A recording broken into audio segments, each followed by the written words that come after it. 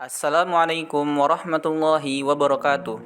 Nama saya Arif Rahman dengan NPM 234200011 dari Prodi Komunikasi Penyiaran Islam Fakultas Agama Islam Universitas Muhammadiyah Metro, dan teman saya Cahya Mulia Tetes Yatmaja dengan NPM 234200019. Video ini kami buat untuk memenuhi mata kuliah IAD dengan dosen pengampu Dr. Johan Setiawan, MPD.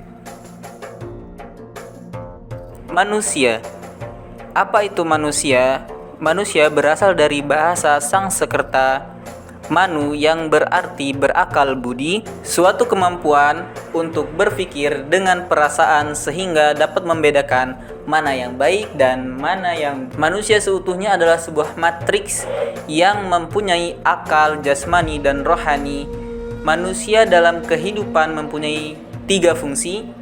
Yang pertama sebagai makhluk Tuhan, yang kedua sebagai makhluk individu, dan yang ketiga sebagai makhluk sosial.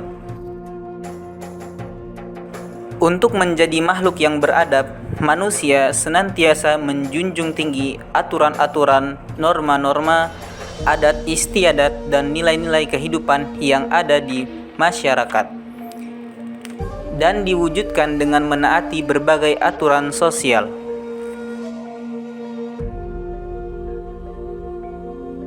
Peradaban berasal dari kata adab yang berarti sopan, berbudi pekerti, luhur, mulia, berakhlak, dan semua yang menunjuk pada sifat yang tinggi dan mulia. Peradaban merupakan bagian dari unsur kebudayaan yang halus, maju, dan indah seperti misalnya kesenian, ilmu pengetahuan, pergaulan, dan organisasi. Kebudayaan mempengaruhi tingkat dan pengetahuan meliputi pemikiran manusia, yakni gagasan dan ide, sehingga dalam kehidupan sehari-hari kebudayaan itu bersifat abstrak. Manusia dan peradaban adalah hal yang tidak bisa dipisahkan karena manusia itu memiliki cipta rasa dan karsa.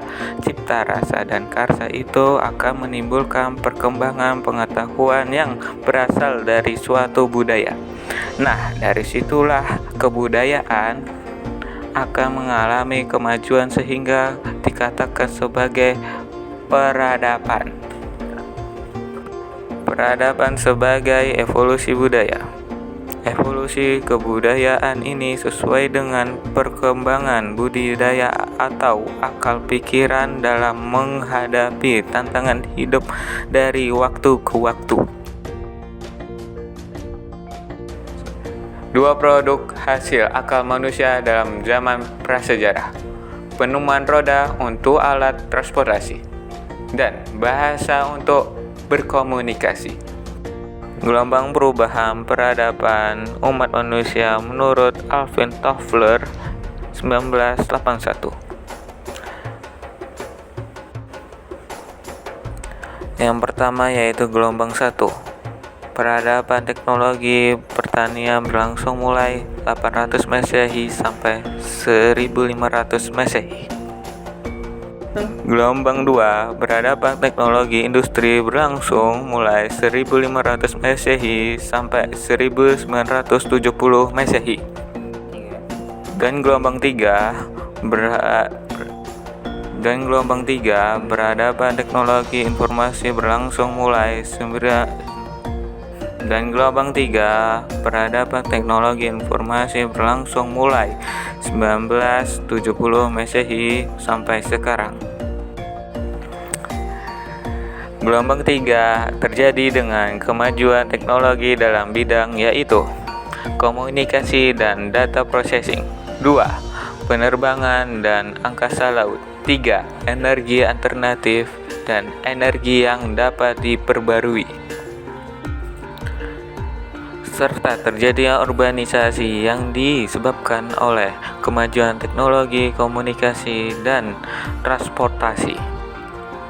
Global Ini G ya, ini G. Ya, 1, 2, 3. Dampak globalisasi bagi peradaban manusia. Arus globalisasi saat ini telah menimbulkan pengaruh terhadap perkembangan budaya bangsa Indonesia. Derasnya arus informasi dan telekomunikasi ternyata menimbulkan sebuah kecenderungan yang mengalah terhadap memudarnya nilai-nilai pelestarian budaya. Beberapa tindakan yang dapat dilakukan untuk mencegah terjadinya pergeseran kebudayaan serta peradaban yaitu: yang pertama, pemerintah perlu mengkaji ulang peraturan-peraturan yang dapat menimbulkan pergeseran nilai-nilai budaya bangsa. Yang kedua, masyarakat perlu berperan aktif dalam pelestarian kebudayaannya masing-masing. Yang ketiga, para pelaku usaha media massa perlu melakukan seleksi terhadap berbagai berita, hiburan, dan informasi yang diberikan agar tidak menimbulkan pergeseran budaya. Demikianlah tadi video pembahasan tentang manusia dan peradaban. Ternyata globalisasi sangat berpengaruh terhadap peradaban manusia. Jadi tergantung dari kitanya apakah kita bisa menggunakan dampak positifnya atau malah melakukan dampak negatif yang dapat merusak nilai-nilai bangsa kita. Kemungkinan itu saja yang bisa kami sampaikan. Apabila ada kurang dan lebihnya, kami mohon maaf. Wassalamualaikum warahmatullahi wabarakatuh.